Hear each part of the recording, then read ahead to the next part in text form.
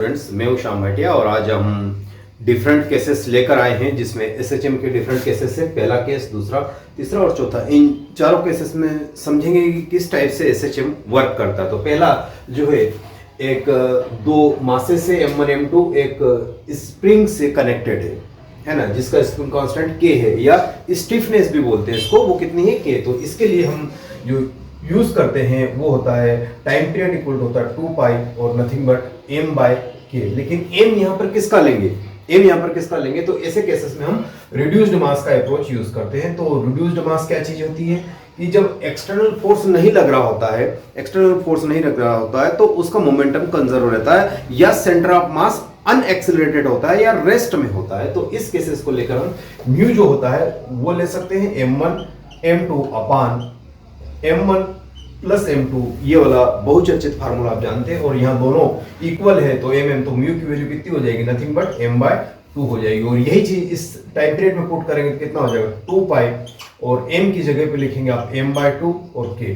तो इसका जो टाइम पीरियड आएगा आपके पास कितना आ जाएगा? t equal to 2 pi m/2 by k। तो ये वाला एक्सप्रेशन इसका आएगा, पहला केस इसका। दूसरा केसेस में आप देखेंगे कि यहाँ पर K और K दो स्प्रिंग है और पैरेलल कनेक्टेड है, उससे एक मास कनेक्टेड है। तो डेफिनेटली स्प्रिंग के इक्विवेलेंट क्या होता है? पैरेलल में K1 प्लस K2 और दोनों K है तो K डैश मेरे पास कितना आ गया?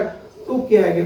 तो ये मेरे पास 2K आया। डेफिनेटली यही वाला फार्मूला में इसके लिए लिख देता हूं, T इक्वल टू क्या हो जाएगा? 2 पाई m। तो m इसका एक ही मास है by K equivalent that is 2K। तो ये मैंने लिख दिया 2K। तो ऐसे क्वेश्चन मैट्रिक्स मैचिंग में ज्यादा इंपॉर्टेंट होते हैं तो आपको ध्यान रखना। तो ये और ये। अब ये वाला केस थोड़ा सा अलग है, तो इसको हमें समझना कि यहां पर दो मासेस नहीं है, 1, 2 और 3 मासेस है और इनके डायरेक्शंस भी दे रखे हैं।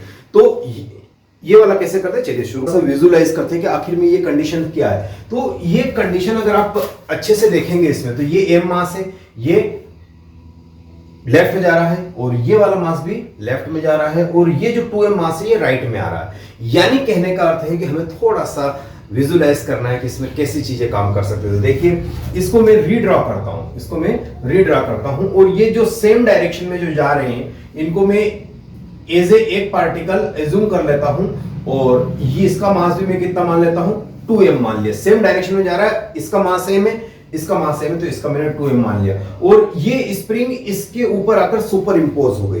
तो इसका स्प्रिंग कांस्टेंट K, इसका स्प्रिंग कांस्टेंट K। तो अल्टीमेटली जो मुझे स्प्रिंग कांस्टेंट मिलने वाला है वो कितना मिल गया? 2 मिल गया, क्योंकि पैरेलल, जैसा कि रेजिस्टेंस में कैपेसिटर में करते हैं। कैपेसिटर में जब सेम पोटेंशियल के पॉइंट होते हैं तो हम उनको क्या कर देते हैं? सुपर इंपोज कर देते हैं। वो बात की बात है, लेकिन ऐसा ही कुछ हम उसको देखेंगे। तो ये इसके ऊपर सुपर इंपोज हो गया तो ये वाला पॉइंट यहां पे आके, यानी इस पॉइंट 1 को 2 पे सुपर इंपोज कर देते। ये दोनों स्प्रिंग कैसे आ गए? पैरेलल आ गए। और ये मास पहले से कितना था? 2m था और ये एक मास इसका m, एक मास इसका m, तो इसका भी 2m हो गया।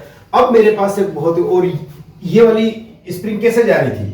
ये वाली 2m मास या जो भी था ये ब्लॉक, ये किस डायरेक्शन में जा रहा था? इनिशियली इसी डायरेक्शन में जा रहा था आपके पास। अच्छा, और ये इस पे मैंने क्या कर दिया? ये इस पे सुपर इंपोज कर दिया। तो ये कौन सा केस हो गया? ये जो पहला ही वाला केस हो गया ना। अब तो कि ये दो मास अलग से खींचे हुए, तो इसका K इक्विवेलेंट कितना हो गया?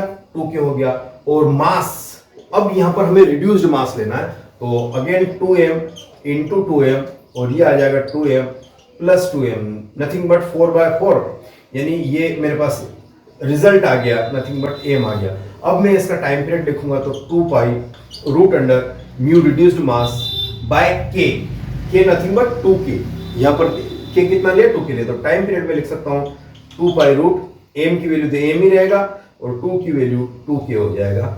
और यहां से देखिए ये मेरे पास टाइम पीरियड आता है। तो जब 3 चीजें आ जाती हैं तो उनकी डायरेक्शन को आइडेंटिफाई करिए और उनको इक्विवेलेंटली 2 पार्टिकल सिस्टम में लेके आइए। 3 पार्टिकल सिस्टम 4 भी हो सकता है, लेकिन हमारी एलिमेंट्री फिजिक्स की बात करें, 12th तक की फिजिक्स की बात करें, तो हमारे पास 2 पार्टिकल सिस्टम का है। तो उसके लिए हमें उसको इस फॉर्म में रिड्यूस करके ले आइए, फिर इजीली आप इसको कर सकते हैं। और यहाँ लास्ट वाला देख सकते हैं कि 1/k डैश जो निकालना है मुझे, ये कितना हो जाएगा? 1/k प्लस 1/k/2, क्योंकि ये कैसा है सीरीज में, तो इसका इक्विवेलेंट निकालूंगा मैं के डैश, कितना हो जाएगा डायरेक्टली ऐसे निकाल के प्लस के बाय 2, तो यहाँ से के डैश कितना आ गया मेरे पास, नथिंग बट 2 से 2 कट जाएगा, तो ये आ गया के बाय 3, और टाइम पीरियड निकालेंगे तो आप 2 पाई एम तो मास एम ही है, और ये के और ये ऊपर चला गया 3। तो ये बेसिकली